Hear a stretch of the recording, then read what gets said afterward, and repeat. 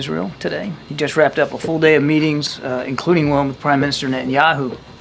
Jake's meeting with the Prime Minister focused on the progress we've made in the region. That means ensuring the Lebanon ceasefire continues to hold, that we continue to engage with all Syrian groups to establish a transition toward an independent and sovereign Syria, and most importantly, that we continue to make progress toward closing a hostage release and ceasefire deal in Gaza so that the hostages, including Americans, can be reunited with their families, so that civilians in Gaza can receive humanitarian assistance that they desperately still need, and so that this war can come to an end.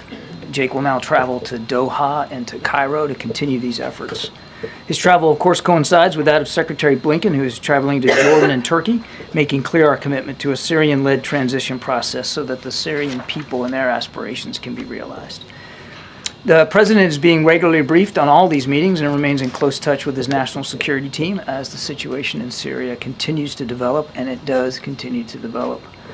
Tomorrow, he's going to speak virtually with his fellow G7 leaders. They will discuss a range of issues. Our shared support to Ukraine, which comes, of course, after the United States dispersed $20 billion to a new World Bank fund that will provide economic support for Ukraine as part of the $50 billion G7 Extraordinary Revenue Acceleration Loan effort.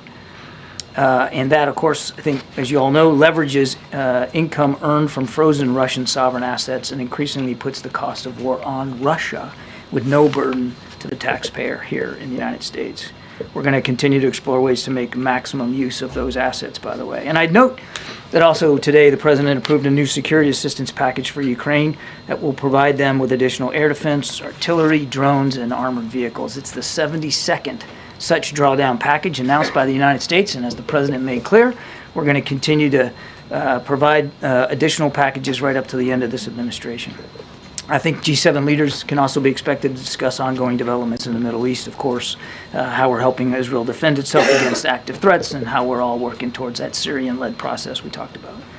Now, I'd also be remiss if I didn't just take a moment to highlight an important milestone in our efforts to keep faith with Afghan allies. As of today, the State Department has issued 76,000 special immigrant visas for Afghan partners and their families, surpassing the number of SIVs issued by all previous administrations combined since the program began back in 2009. They did this by surging staff, by leveraging new technology, by consolidating some cumbersome processing steps, and working hard to verify in better ways applicants' employment status. And of course, we've requested from Congress more visa numbers so that we can continue to do that. Now, finally, I just want to add a few comments on the reports of drone activity here on the East Coast, particularly in and around New Jersey.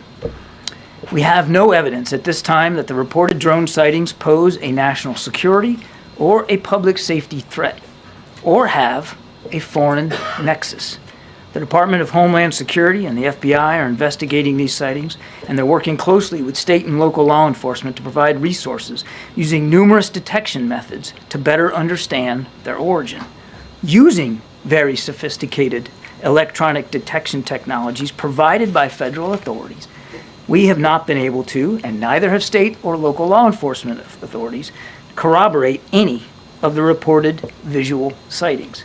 To the contrary, upon review of available imagery, it appears that many of the reported sightings are actually manned aircraft that are being operated lawfully. The United States Coast Guard is providing support to the state of New Jersey and has confirmed that there is no evidence of any foreign-based involvement from coastal vessels. And importantly, there are no reported or confirmed drone sightings in any restricted airspace.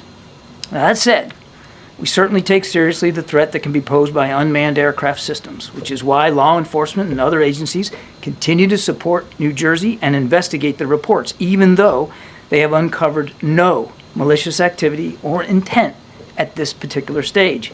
While there is no known malicious activity occurring, the reported sightings there do, however, highlight a gap in authorities. And so we urge Congress to pass important legislation that will extend and expand existing counter-drone authorities so that we are better prepared to identify and mitigate any potential threats to airports or other critical infrastructure, and so that state and local authorities are provided all the tools that they need to respond to such threats as well. Now, tomorrow, there's a little thing called the Army-Navy game. We wish both sides a good game. We thank them for their service now, of course, at these service academies, and for their service in the future. We don't officially take sides here at the National Security Council, but go Navy, beat Army.